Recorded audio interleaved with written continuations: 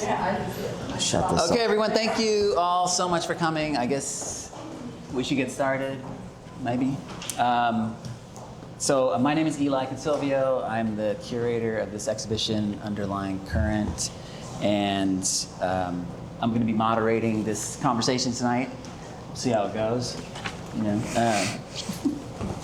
I just want to start off by saying this exhibition was really conceived on the premise of the collective conscious and the way that groups of people somehow feel very personal feelings equal to those of their inner circles.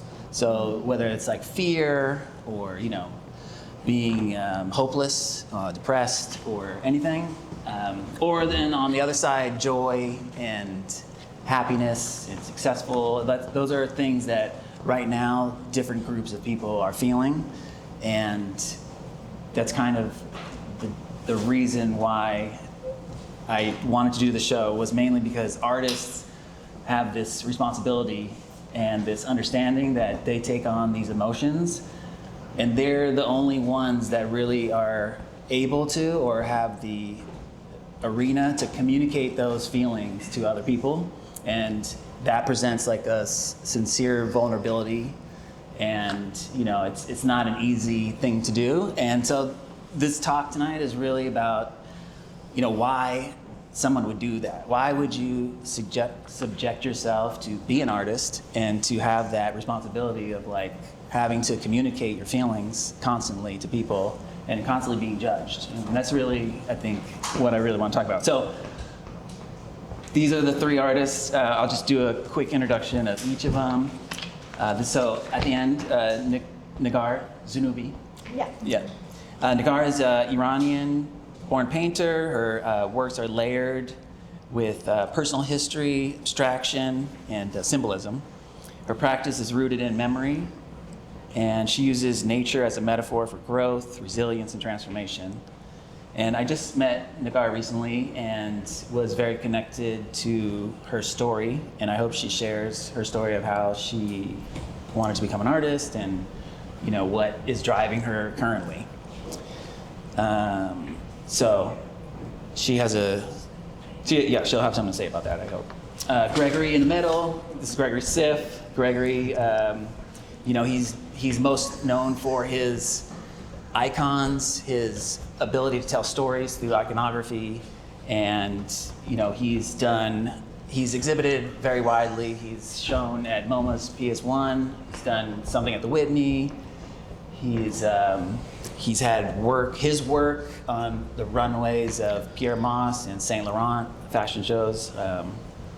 He's done a lot, and he's collaborated with like countless brands, done a lot of projects with different brands. And beyond all of that stuff, Gregory as an artist is someone who has this ability to connect with people more so than I've ever seen before. It's like an uncanny ability to make someone feel something. And so I think his work is all about feeling and trying to make people feel a certain way. Most of the time, it's like, I see him as like this positive side of life. He wants to make people feel good about things. This is Samuel Baer. So Sam is, he is an Emmy-winning visual artist, and he's a photographer, filmmaker, cinematographer, and I don't know if this is true, but I think the first time he ever got paid to do a commercial project was Nirvana's "Smells Like Teen Spirit." That video is now pretty much like the greatest video of all time. So that was his first gig. So I'm sure from there, it was like he had a great life. And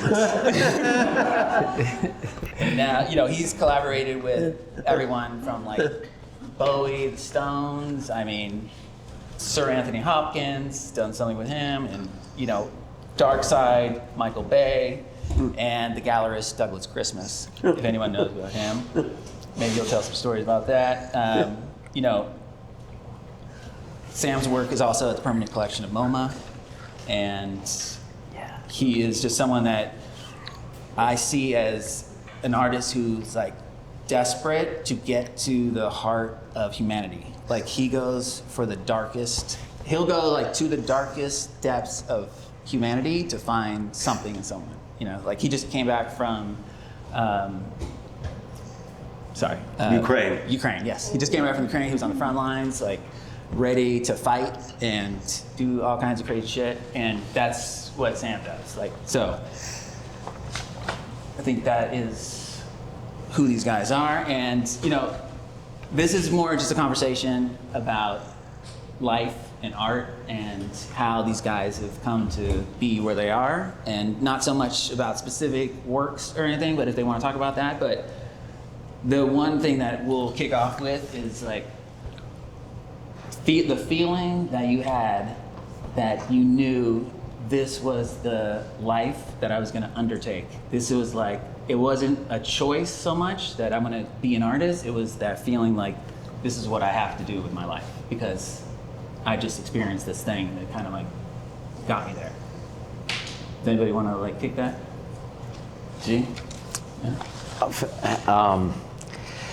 For me, it was just like this push. This when you're doing things in this world in life, it was things get taken from you, and the way you get them back is you find what you love to do. And I just always felt that, I guess, becoming a man and, you know, losing my father but gaining my father in that way, it's like the art became like this folded up photo, like who's the picture in your wallet? I know we don't carry we don't carry photos in our wallets, we have them on our phone, but like who's that? My dad had a real photo of both of us in his wallet, and when I make these paintings, they're that photo in the wallet. And I guess that was really, it was deeper than me trying to like be famous, get money. I was like, I found the circle around, I feel comfortable around people who magnetize to a painting because there's something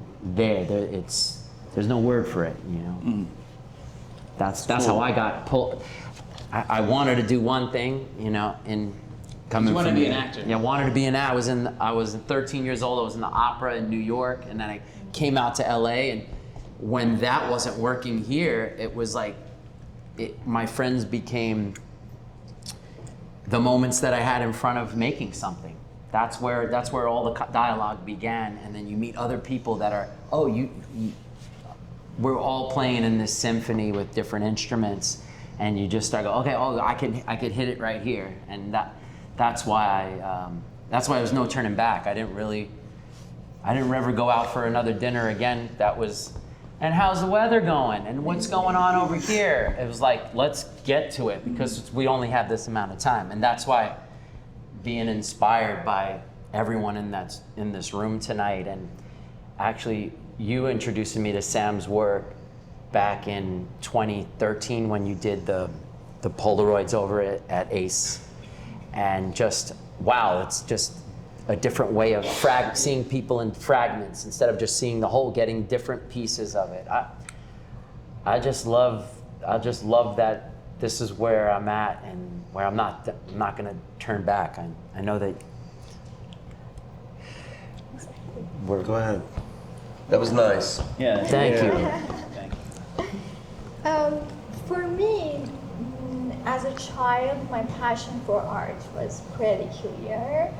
When I was a little girl, I was very quiet and very introspective, who often liked to keep to herself. One memory that my mom really liked to retell about me is that when I stayed with her in the kitchen and just having my sketchbook and spending a lot of time just keep drawing, and eventually she got bored and tried to, in a playful sort of punishment, hide my sketchbook to engage me to other activities. I exactly remember that a sketchbook that filled with different species of birds and trees, and those early drawings served as my first journey to the understanding the nature of colors, the world around me, and connect with the nature actually. And this passion continue eventually lead me to switching my focus from physics to art, because I got my diploma in mathematics, and then I go to art university. And after that, I was born in a lush green environment in the north of Iran, my home country, and living in nature, surrounded by nature. I developed profound appreciation of beauty and complexity of nature. And I, through close observation of trees, plants, I develop delicate textures and fine line and my abstract forms. Yeah. Yeah. Love that. Yeah. Amazing. Should I give one? Yeah. Yes. Might as well. My mother was. What was the question? It was more like that feeling that you had when you knew. Because Oh, you want to it get goes, right. it goes way back Right, for right. you. I know that. My mother. I think a lot of us, because I have children, and feel a real responsibility to impart some wisdom on them, and I can't seem to do it. And but for me, my mother was a painter, and you never heard of her. She died when I was 12, and it actually made me hate art, because I painted. I used to draw all the time. I did comic books when I was little, and I was really prolific, and it gave me great joy. And seeing my mother die and being affected by it, and the paintings didn't seem to mean very much to me, other than they hurt me that she wasn't around to paint anymore. And so I think my story is weird in a way that I gave it up. I gave up making any images for a really long time, and had to discover the joy in it again after going to it's like, I think all our work kind of represents who we are. Like, I can see your paintings and I see who you are, and I see your work and I see who you are.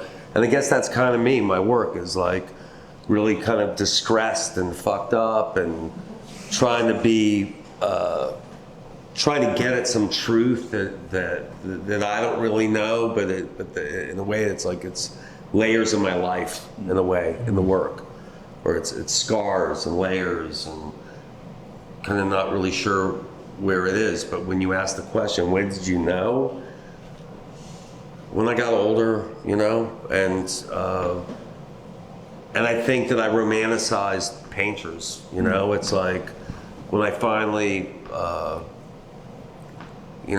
think I was in jail and got out of jail and went to the School of Visual Arts in New York when I was in my 20s, and discovered art like in my early 20s, and it was when Basquiat was still alive, and his girlfriend was like friends with a circle of people I knew, and Keith Haring was doing graffiti in the locker room at the School of Visual Arts, and I was surrounded by art in the East Village in New York, and it was sexy and fucking cool, and kind of like, and I'll just say this really quick, and I think I like the romance of painting more than painting. Mm-hmm. And I think that there's a movie by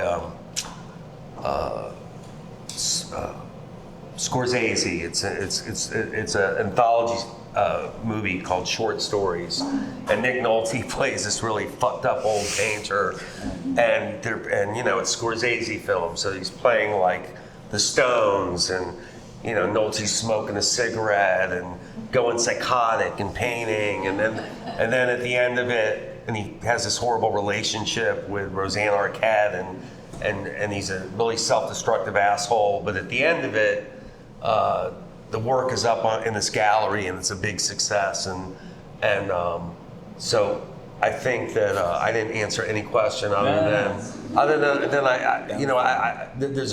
I miss the I emulate or I fantasize about the sexiness of what this can be. The sexiness, that's not the right word. I romanticize what painting can be. When I think that's why Basquiat's go for so much money, because people romanticize, this graffiti artist that was the first important Black American painter in the modern age, and he died at I think 27, like a rock star, and Yes. and maybe that's connected in a way to me doing Nirvana Smells Like Teen Spirit. I don't know. I don't think I answered that. But that Nick Nolte character, did you see yourself in him? Like you wanted to do that? New York Stories. Yeah, except he was really embarrassing with he humiliated himself multiple times in the movie. So no, I didn't emulate that. But I did. I mean, sure, I was jealous of the curator that comes to his loft and says, "What are you working on?" and the big show that happens, and it's exciting to see your work on the wall. Yeah. That feeling that Right? Yeah. Exactly. that feeling that I remember when you had your Ace Gallery show. So Sam had a show at Ace Gallery with this crazy gallerist who his name's Douglas Christmas. I believe that he's in prison now. I'm not sure. No.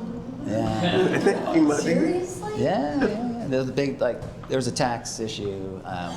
So a lot of artists didn't get their work back. He's amazing. The guy he's incredible. He was amazing. He is a really great curator. Epic show. And But I think he's in jail. Sam had an entire show created, and they were essentially 12, 13-foot nudes, which they were triptychs, three photographs stacked on top of each other. It was about 13 feet, these Amazonian type women. And Sam had a complete show, packaged, ready to go. Christmas liked it, but said, I think we need to reshoot the whole thing. And It cost me $500,000 to redo the show. Well, I didn't know this. Yeah, but the curator And all the please. and all the photographs are in a storage. Everything was framed by Oda House. I think it was, it was really expensive. But let's talk about the other sorry, go side ahead. too. Oh, yeah, sorry. Because that other side. What was the other side? That was a rock that star night. Nick Nolte That was side where he's like in this moment of like having to redo everything and pissed off and hating life, and then the show happens that evening, and then you feel some success, like everyone. That's the understanding is why would you subject yourself to the torture? Is it because you feel those moments of like seeing your work on the wall or feeling that congratulations or like, you made it or something? I mean, is that what keeps you going? I don't know for you guys. What about for you? Go for it. No, I love what you said, where I live in that kind of world where you're in love with the movie. So you break it up to build it down to find that again. And then as you get older, you realize I can't play the same movie again. It's going to be on a different thing. And I'm familiar with that film. And at the end, he starts over again with the new intern. He goes, here's your room and board. He's and an asshole. and you try to, but a talented asshole. yes. But I guess there is a kind of there's a drug to creation, and there is something where you wanna go out to the depths of where you don't know what's gonna happen, because when you do it, you start getting this rhythm after 15 years of painting. You start to know how that result's gonna get, so you want to mess things up to see if something else happens, and then you want to feel like you got nothing, so you can get back. You want to be hungry so you can feed. But I fell in love with the letters of Van Gogh and the life of Basquiat through the Schnabel film. Before I knew I wanted to paint, it was the lives of that. Like maybe I might be one of them. Like look at these letters.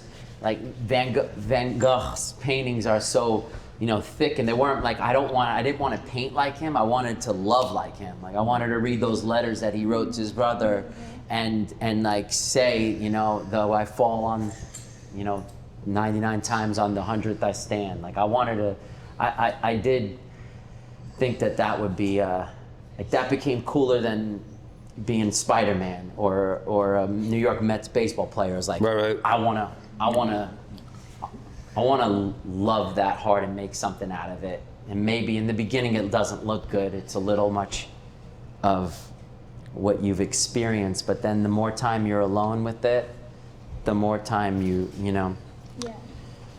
in your journals, and the more you do it, the more you find your voice, and then the more you're sure, like, I made the right decision. This is where I'm supposed to be. Yeah. Do you have that moment that you felt so good about the choice that you made to do this life? About the painting. Well, just like the choice of doing this. Is it a Yeah, sacrifice? there's something that I want to say about the feeling that Sam told about creating. For me, painting is like is not something enjoyable or feel freedom or something like that. It's not. Is not. Wow. Yeah.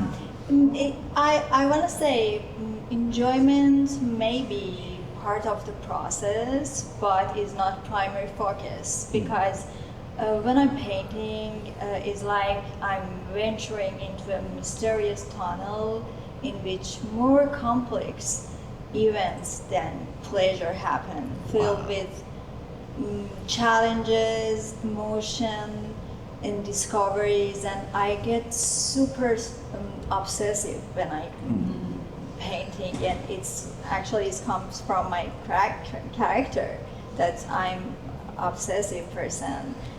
So when I'm painting, it took a lot of mental, intellectual, and nervous energy, and I spend a lot of time just look at my painting and just see what's happening and add layers, make changes.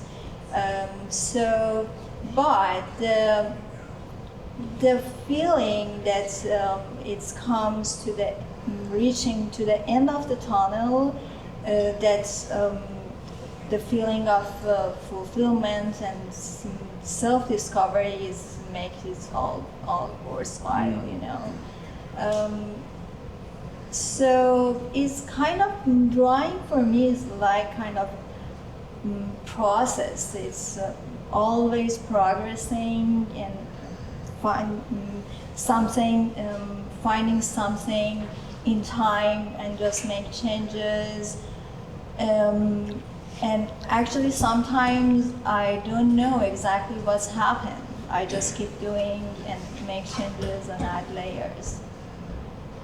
Does anything like affect the way you work? So I know that you have a personal story that has affected the way you work. And Yeah. Do you want to talk about that a little bit, or is that something that? This work is more than visual. The depiction is expression of my thoughts, emotions, and memories. And the way I work is like I just during the process I explore how each color, line, and forms interact, and I try to make a connection between each element and strive to make a balance between the textures and forms, and try to and also my work deals a lot. The way that I resonate deeply with the theme of the exhibition is because that transformation. My work deals a lot with the truth of cutting, changing, and goes through a new way. And throughout each pieces, you can see cutting line, ripped forms. That line goes through ripped form and make a movement within the painting.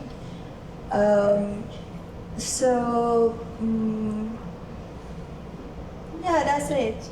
Yeah. Yeah. Well. But Yeah, no, I was, the way that you get to that place, Yeah. I know it sounds like a lot of process, and there's a lot of the way you make things, you get engaged in that process and you get obsessive over like these lines and the way you cut and the way you tape and the way you, put marks down. But all those things come from something, like whether the feeling of like disappointment or sadness or, joy, whatever it is, it's like those things are derived from feeling, Yeah, actually, there's a lot of emotion. This work is me hidden in this work. Sometimes my anger, sometimes my happiness, sometimes my scream that I didn't dare to have it. So it's all about my emotion, my thought, and my memories. Right. Yeah. Okay. And Sam, when you make things, like, do you apply the same mental technique to like a painting that you do to film or video?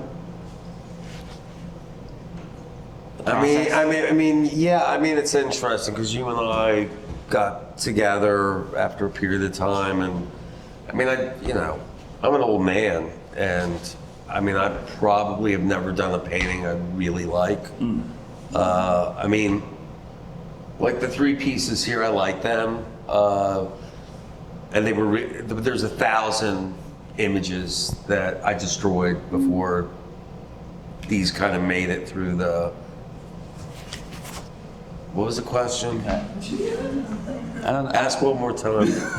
No, I was just wondering about like the process of you can call it commercial work, but the work that you have done in between the art part, because you've been working, you've been painting, Yeah. you've been photographing the other side for almost your entire career, but then at the other side you were making things for other people and for money. Yeah. And so I was just wondering do you apply the same kind of understanding to process or? Well, my story's a little different because, I kind of hoard myself out to the world of advertising for a really long time and really did some inane, vapid films for, maybe there's a couple Super Bowl commercials I made that were cool or some Nike commercials, but man, I spent years just kind of selling out, doing these, forgettable commercials for a lot of money. And I think in a way that pushed me back into this stuff, that desire to make something that's really yours, that you own. I think certainly aging, I'm like, there's a ticking clock. Am I ever going to make a great painting? I was a little scared to paint again because I don't think I really painted till a few years ago. I think I've done my better work now and tried to paint with photographs, tried to paint with film. But I think what we all come around to is, doesn't matter, I think everybody's an artist. Everybody's an artist, My kid's an artist when he wants to grab a cookbook and cook something, or he says he's gonna make a dessert that you've never heard of before. I see it in my children, and I see it in everyone's got the desire to be an artist, And I think in this day and age, it's like I think I'm really going off here for a minute, but I think we're inundated with AI and digital images and maybe the end of America. It's like maybe. I don't know where everyone's politics lie. It's not real good these days, but there's something pure about making art, right? There's something, this stuff. It's ancient, and it's I forgot what the fucking question Nah, was. that's it. It doesn't matter. You can go on forever. I could. And we like to hear it. So. I mean, I'm going. Yeah, I'd go on. But back to like the ancient symbols. I mean, that understanding of painting, Gregory, you use symbol in your work to like express what I think is connection and joy and life. And you know, what did that? Why do you use that to make it happen? It's you're sitting on an airplane and you just came back from a trip and it's met so many people and there's all these different experiences you had, and the best way to like do a diary entry is to get it in that one shot, that one character, that one symbol, and then the group of the symbols is the amount of different things that happen. So it became ways for me to record where I'm at, what's happening, and then the evolution of those symbols start to occur.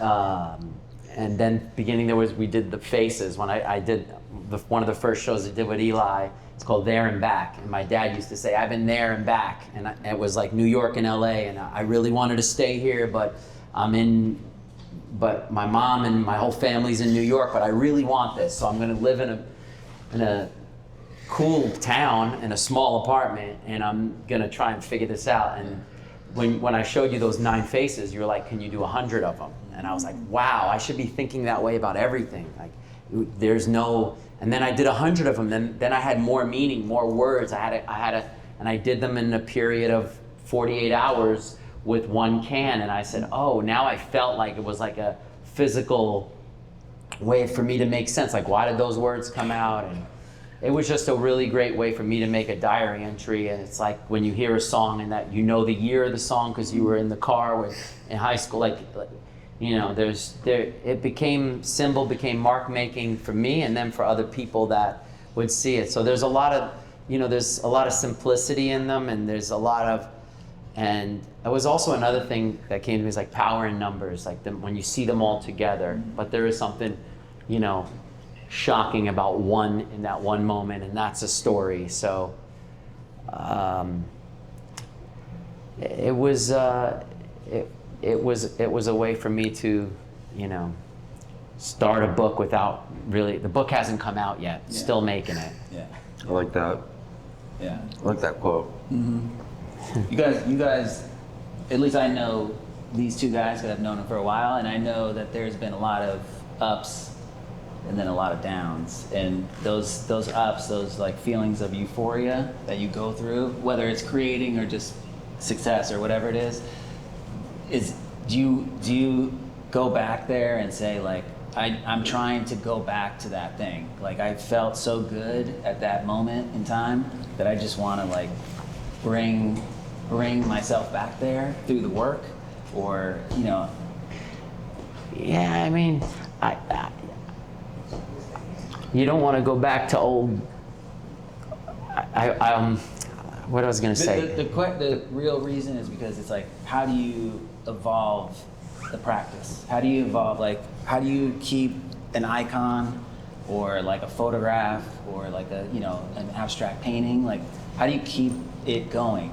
You know, how do you like make something that is still engaging to people, and like, what do you have to do to get there?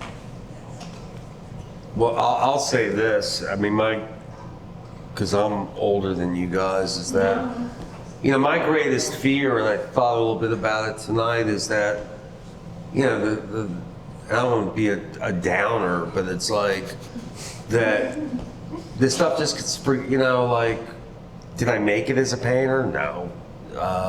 Did I make it as a fine art photography? No. Then my stuff gets forgotten about. That it just becomes, I was talking to my ex-wife, who really doesn't understand this stuff. You know, she raises my children, and she's like, not to get all heavy and shit, but like, I'm going back to Ukraine in a couple weeks, and I'm going back to the front lines to film, and I'm not trying to be all macho and shit, but I could get killed. You know, I could, and I've done it twice, and so we have these conversations about money and the kids, and And one of our conversations, what am I going to do with all your stuff? You know, what am I going to do with all the negatives and the photographs and the paintings? And I think that's the stuff that really bums me out sometimes is like, you know, if this stuff isn't for, there's nothing's more pathetic, I think, than someone that makes an art just for themselves. It never gets shown. It never gets shown. I think that's really fucking sad. I think it's supposed to be seen. It's like, it's profound experiences I've had walking in the galleries in New York and seeing work that inspired me. And that's why I think this is so cool. This, right? I'm giving a shout out to you guys coming out tonight and supporting this stuff and this work being on the wall. This is inspirational to me. And what you did, right? Putting this together, it's fucking cool. But you know, what scares me is that, it just gets thrown out, didn't mean anything to anybody else and forgotten about. Do you work, is that what you're pursuing right now? Like to make sure that doesn't happen? This friend of mine, because I'm doing a film in Ukraine, said, you know, the greatest thing would be if you got killed. Maybe. It did go in Ukraine because Crazy. And it's gonna be really fucked up that I came to this thing and said this tonight because he said, you know, you'll get everything you want. You'll be more famous than you ever, you know, than all your little moments, but you will not be around to enjoy it. So we're a bulletproof vest for sure. Yeah. But I was gonna say what propels you to go there, but that your perspective, you said I didn't make it. Yes, in our eyes, and in our experience of looking at your work and the painting is like, this guy sees it like that. And especially when you explained it with the scars and the scabbing in your pieces. Sometimes we want to not think that we did it so we could keep going, so we could. But what propels you to put that danger in you to go there and it's the art, right? It's this is going to be your matte opus piece. This is. Yeah. I mean, I think that, listen, it's a bigger conversation than this, but I'm writing something up about the film, and maybe what you were describing is that, and you talked about it too, it's like, look, what we're experiencing when we paint is happy, sad, depressed. I mean, fuck, man, paintings have made me really fucking depressed, you know? It's like, I think I suck, you know? It's like, I look at stuff, anytime I try to make something great, it sucks. When when it's 11 o'clock at night and I do a couple of this, or I think that Hope piece, like, you know, that was like 10 minutes, right? The best ones come that way. Yeah, the best ones come that way. And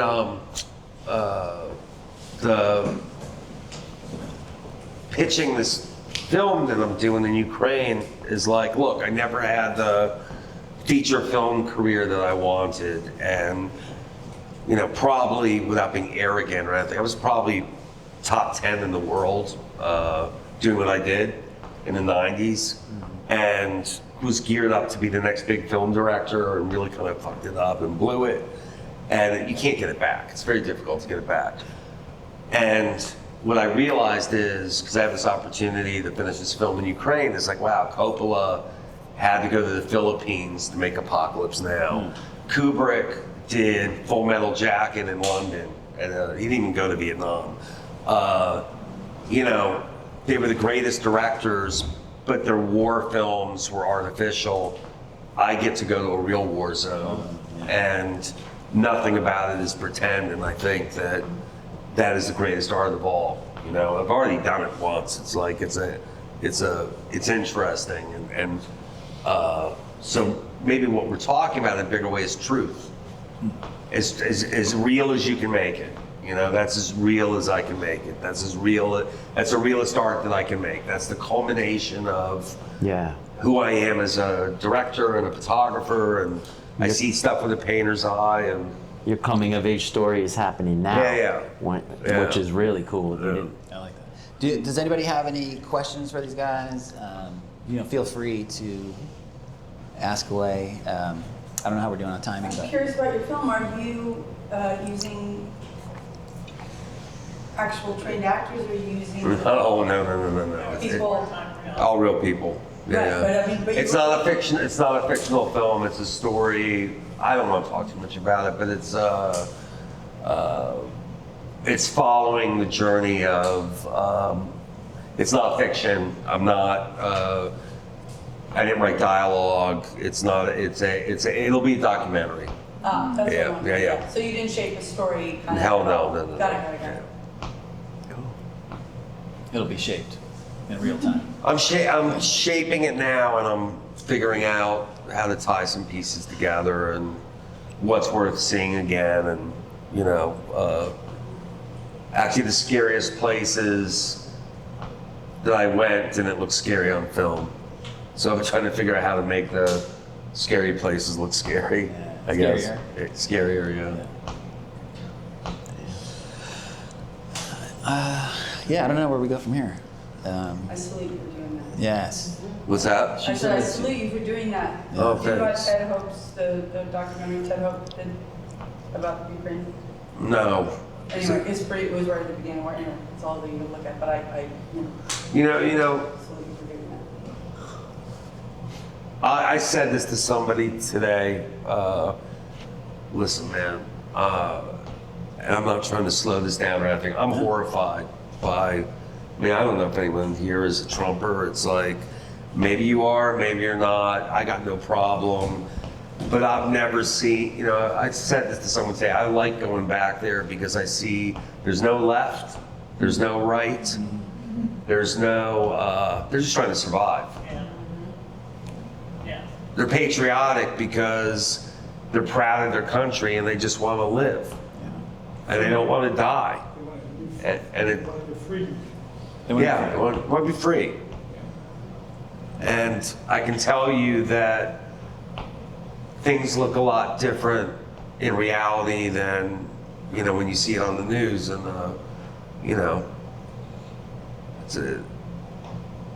it's a really pivotal moment in world history, and there's a lot of things different conflicts happening in a lot of places, but that one is vital. Anyways, it has nothing to do with art. Well, you're making art. But I tried to make this talk exciting, so I made the whole thing up.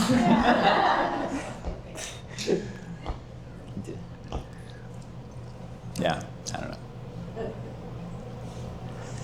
Anybody, do you have anything to say? I don't know how we're doing on time, but do you have any final thoughts or words about life? No, just something maybe I want to add that because this question comes to me a lot about, especially when Iranian people look at my work, that why you don't use any Persian element or motifs in your work that shows you are Iranian woman artist. And the question lies at my language, which has always been abstract. But there's some important thing that can't be denied, that living in Iran and with its complex political and social landscape, all those experiences, emotion, significantly shape my thought, emotion, and all my work. And I prefer to express these emotions through my layers and forms. And this work that you see here are the work that I have been making after my immigration here. It's nearly 2 years that I'm here and discover myself as a new artist in a new country. And living in Los Angeles, one glowing sky, vivid color of sunset, diversity of plants, inspire me a lot. And I think my work comes into a new era. And something you added in this recent work like some fruits, because always my language was abstract, and I didn't use any realistic elements like fruits in my work. But recently, it's like, and also the portraits of my sister in my recent work. You know, for me, it's like in that particular moment, I wanna be more narrative and express myself more through realistic elements. It's like abstract language is not enough for that moment. It can be either cherries or grapes, and also those work that cherries here, you know, cherries in art history are symbolized of purity, innocence, sexuality, fertility, and also in Japanese art, cherries symbolize of brevity of life. This work, name of fleeting lightness, and for me is like reminder of our fleeting moments that define our existence, and cherishing our present. Right. Yeah. Beautiful. I could listen to that all day. Yeah. So beautiful. Yeah. Thank you. I find you guys very inspiring. I like you, man. I really Yeah, like you. me And too. Thank you, Sam. I don't like myself, but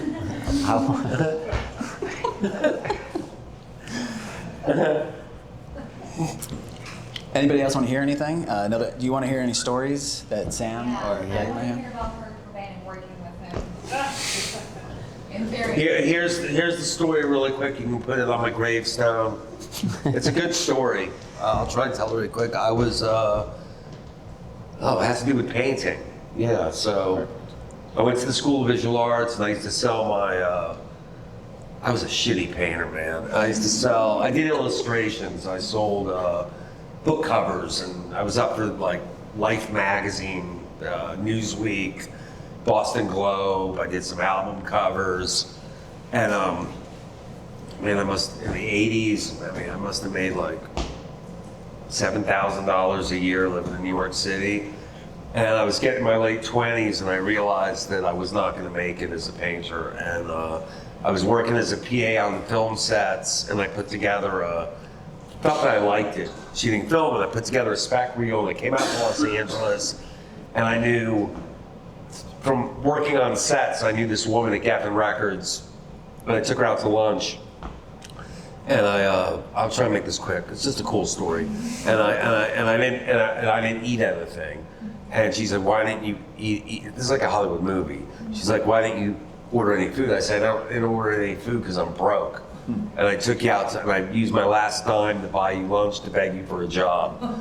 And she goes, she called me the next day. She goes, "Well, we have this band called Nirvana, and I'm going to send you over the tape, and we think we're going to do this song called Smells Like Teen Spirit." And it was so long ago, it's hard to remember exactly how it all went down, but the band picked me, I think, because they thought it was kind of punk to pick a bad director. I think my reel wasn't very good. And it was the first thing I ever directed, and Kurt came, and it's kind of like talking about this stuff, making art. Like, I was excited and scared and in over my head, and if you look closely at the video, the tarps in the background were based on these giant tarps I saw that Julian Schnabel did in New York, and me and Kurt did not get along. He hated the set, he hated me. The cheerleaders were strippers that I brought. That, I didn't have any money. There was these strippers. He thought they were too pretty. I asked him not to light his cigarette off the flame bar that we had. He lit his cigarette off that. And the whole band played all day, and he would not perform the song. He would not, because he hated me so much. So every time the camera went to him, he would just strum the guitar and stare at me. And 10 o'clock 10 o'clock at night, 10:30 on the first shot. And you got to remember also, no one knew who the fuck they were. Yeah. Like, it wasn't like Nirvana was a big, nobody knew who they were. Anyways, I went up to some big record company guy, I think it was Danny Goldberg, I can't remember. And I said, listen, either you're gonna ask him to sing the song, or you're not gonna have a video. And if you let him sing the song, or tell him to, you may have the greatest music video ever done. They talked to Kurt into doing it, and when you see it's kind of like what we talk about, like chaos or accidents or anything else. Kurt's venom towards me he only did like 2 or 3 takes of the song, but that was how much he like hated my guts, and was forced to sing the song. And at the very end of the video, when the kids riot, I'm like exhausted. It's 11 o'clock at night. It's the first thing I've ever directed. I'm so sick of him and them, and I just wanted to get out of there. And someone came up to me and said the kids want to destroy the set. And I said, okay, great. I looked around.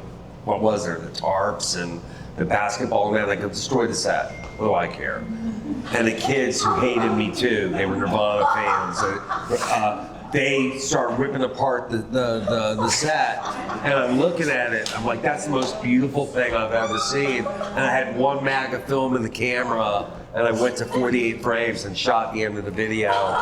And it became, and I remember, and the last time I saw Kurt, and to get really heavy, the last time I saw Kurt Cobain, he recut the video. He didn't like what I did, and he's kind of right about some stuff. Angus Wall, who's become a huge editor, he has 2 Academy Awards. It was his first job. Kurt came down to Los Angeles to sit in the Bay with us, and we all hated each other. And he took all this stuff out of the video, and finally he said, I'm done. I'm going to take a cab back to the airport to go back to Seattle. We gave him cab fare. I don't even think we shook hands. He went out the door. I looked at Angus and I said, I think this video might still be really good. And Angus was like, yeah. So my career launched. They went to the moon, and the next phone call I ever got from anybody from the Nirvana camp was Courtney Love, 6 weeks after Kurt killed himself, and told me that Kurt always loved, because he would bash me in the press. Like, I'm in books where he says horrible shit about me. And Courtney, after he killed himself, Courtney said he always loved the video, and I want you to make a video I ended up doing a video for her, and it was a very sad thing. Sad and powerful. Him and I never got to talk again. We didn't like each other, and I still remember seeing that little guy walk out the door of the recording studio, and the door shut behind him, and a month later, the record blew up. Is that good? That's a good story, right? Dude, that's it. Yeah. I wanted to say one thing, because I commented on, I was looking at, because I knew we were doing this tonight, and I looked at some of your old Instagram posts, and it was a drawing of a car when you were a kid. And because I did this big car that my dad was romancing my mom in, called Peanut Butter Top. It was a 77 Lincoln. And you had a car in there that looked really cool. Look like a 77 Lincoln, yeah. And I said to him, wow. I just said, wow, that car. And then you commented back something that blew my mind. You said, I spent a lifetime trying to, I think I said it, I spent a lifetime trying to draw like a child. I think I said that. I think, Or something smarter. I spent my whole life trying to get that when I knew I could just draw it as a kid. You could just draw it, and that was like having it. And you draw hope, and then you have it. I draw, the bull, and I have my dad. I thought that was cool that you wrote that. And the painting that I did made me think about what you did as a kid, and your mom put your drawings away. And it's just, I feel like it's family. I feel like a family of artists. Yes. Well, I thought this was a great fucking talk. There you go. Yes. Not bad. I thought we did really good. Beautiful. Thank you, Eli. And thank you to the gallery. Okay. Yeah. For bringing this show of curating this. Yeah. Like all of these artworks next to each other every single day, which I'm passing by, they are beautiful. Thank you so much. It's so magical. Thank You know what? Honestly, Eli is the unsung hero of this. He put us together. Yes. He made this all fucking happen. This is really magic. So thank you. Thank you. Yes. So yeah. All right. Cool. You were great. It was good. Right? Yo. I really like your work. Yeah, I like I what you love